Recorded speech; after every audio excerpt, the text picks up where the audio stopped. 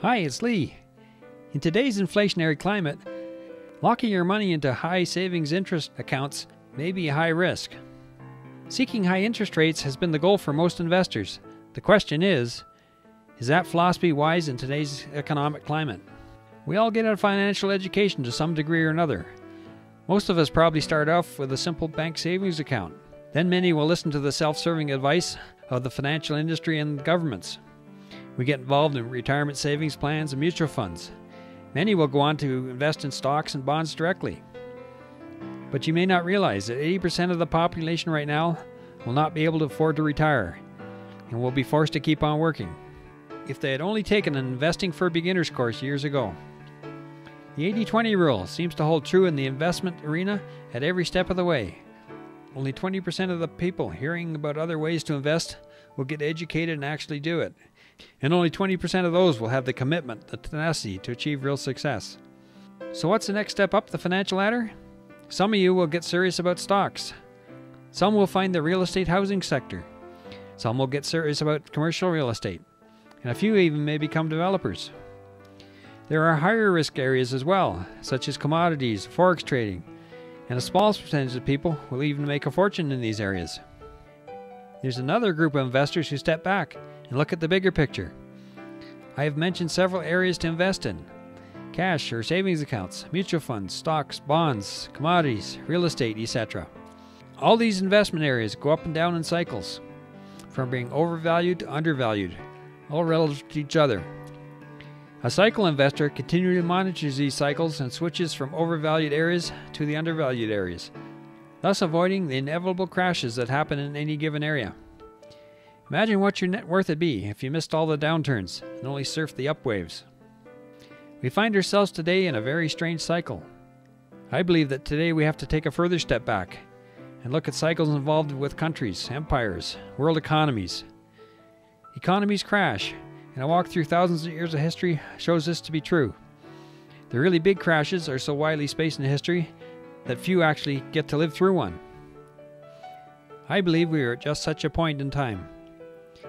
Countries go through stages in their history. First, a country starts off with good money, usually backed by gold or silver. Second, they institute social programs for the good of their people, and taxes start to rise. Third, their political influence grows, and they fund a massive military. Fourth, the military gets used, and expenses explode. Fifth, fiat currencies are introduced to fund the wars and social programs. Sixth, consumer price inflation starts to run rampant, and citizens lose faith in the currency. And seventh, the currency collapses. Wealth is transferred to gold and silver and other assets, and major changes have to take place. Today, there are several major world powers about to hit the step 7, all at the same time. This has never happened before. Usually it's just one country involved. So this is the big one. Of course, I'm talking about the US currency. The American dollar is the reserve currency of the world.